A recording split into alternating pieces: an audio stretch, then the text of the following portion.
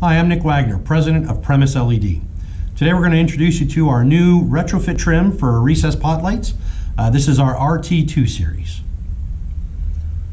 Right off the bat, you can see it's a very different design from the typical clip-based retrofit trim.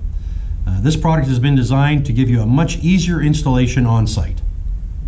The key to this product is its telescoping installation. This E26 base is able to compress into the fixture to become height adjustable.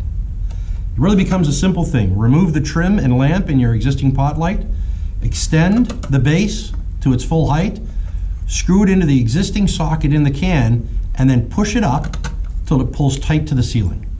Fast and easy, and really you're getting a full retrofit, which would replace a trim and lamp for essentially the same cost of just a lamp.